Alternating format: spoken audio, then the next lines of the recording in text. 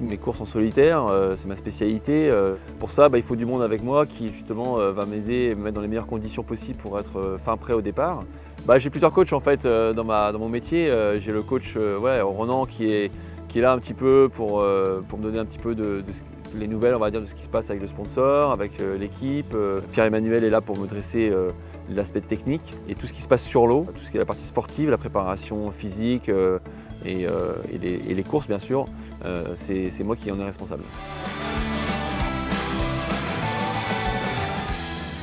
Tanguy nous a alerté sur le fait qu'il fallait peut-être revoir un peu la forme de la bulle. J'ai la responsabilité à terre de l'équipe. C'est important, et pour l'un et pour l'autre, qu'ils comprennent les contraintes techniques qu'on peut avoir à terre. Je veux dire, ça peut être des contraintes budgétaires, de logistique. Il faut un responsable technique. Moi, ce n'est pas forcément ma spécialité, je ne suis pas forcément un technicien pur, je ne sais pas forcément être aussi bon qu'un responsable du composite ou de l'électronique qu'on a au sein de l'équipe, qui sont des gens spécialistes dans leur domaine. Eux vont m'apporter les solutions, les réponses, et ensuite je leur fais confiance parce que je sais très bien qu'ils sauront faire ça de façon optimum. Effectivement, je dirais que l'équipe technique va prendre un peu plus le dessus pour mener à bien les différentes tâches, faire en sorte que le bateau soit toujours en état de marche, respecter les plannings d'engagement en compétition, aller chercher le petit plus qui fera en sorte qu'on restera compétitif. C'est une phase où Armel est un peu plus en recul. Ça me permet d'être, on va dire, concentré sur ma préparation physique, ma préparation pour les courses à terre, avec la météo, le sommeil, la nutrition, etc. L'objectif, c'est de faire naviguer l'équipe un maximum. Donc, par exemple, là, quand on est allé à New York récemment avec le Grand Trimaran, on a amené une partie de l'équipe technique à bord. Donc, je crois qu'ils sont aussi contents de traverser l'Atlantique avec moi sur le bateau, dans des conditions variées. C'est quand même une super expérience d'arriver à New York, c'est assez sympa par la mer.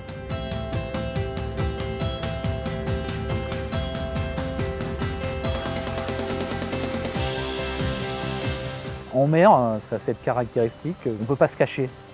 On a affaire aux vraies personnes avec leurs bons, leurs mauvais côtés, et ça aide forcément à s'adapter un peu les uns aux autres. C'est surtout capital, je pense, pour être capable d'avoir une compréhension parfaite du fonctionnement de ces bateaux, de savoir ce qui est bon ou au contraire ce qui est à mettre au rebut tout de suite.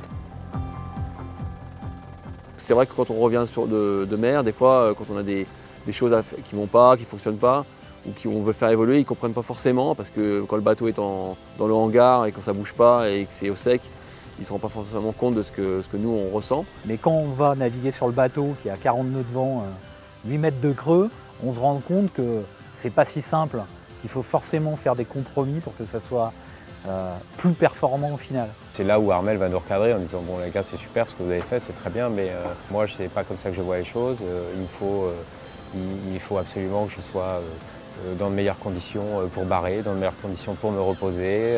Donc on va en théorie dégrader peut-être la performance intrinsèque du bateau pour augmenter le potentiel du skipper, c'est sûr. Ils savent de quoi ils causent et quand ils voient les choses sur mer, quand on en discute, ils disent « ah oui, ok, j'ai compris ce que tu voulais dire » et tout de suite ça fonctionne mieux. Donc voilà, ça pour moi c'est important et voilà, on est une équipe, on travaille vraiment en équipe, quoi. Pour moi c'est essentiel. Quand je monte à bord du bateau, c'est moi le chef. Là, clairement, il s'impose comme véritable métronome. C'est lui le chef de bord, c'est lui le skipper, c'est lui qui prend les responsabilités, c'est lui qui donne le tempo. Pas un dictateur qui va imposer ses choix coûte que coûte et vaille que vaille. Il va plutôt toujours en faire part à l'équipage et puis il y a un peu de concertation. Ceci étant dit, s'il y a un peu d'interrogation et s'il y a un choix à faire, une décision à prendre, c'est lui qui la prend, c'est sûr. Moi, j'essaye d'être pas mal effacé. Je lui montre que je suis présent et que je suis tout et qu'il peut compter sur moi. Il le sait. Maintenant, c'est sa course et je respecterai toujours ses décisions, quoi. Je ne dirais pas tu devrais faire ça comme ça. Jamais je me le permettrai. C'est pas comme en vélo par exemple où on a une oreillette et quelqu'un qui va nous dire fais ci, fais ça, etc. Non, là je crois qu'en mer on a une grande liberté. Et puis je pense que de toute façon c'est compliqué, on est sur des périodes qui sont très longues. Hein. Une route du Rhum ça dure entre 8 et 10 jours, un Vendée Globe c'est 3 mois. Donc c'est difficile d'avoir quelqu'un à l'écoute minute par minute. C'est l'action dans le présent qui compte, c'est pas le recul à terre. À terre, on ne pourra jamais être dans les conditions où on est en mer. Parce qu'on n'est pas en prise avec la réalité. Et le seul qui est en prise avec la réalité, c'est lui. On a vraiment une confiance énorme en notre skipper qui a cette capacité, le jour J, le moment donné, de prendre la pleine possession de son bateau et de l'exploiter au maximum pour aller glaner le meilleur résultat. Moi, j'ai 100% confiance. Je pense que c'est la bonne Armelle, c'est la bonne personne à la bonne place.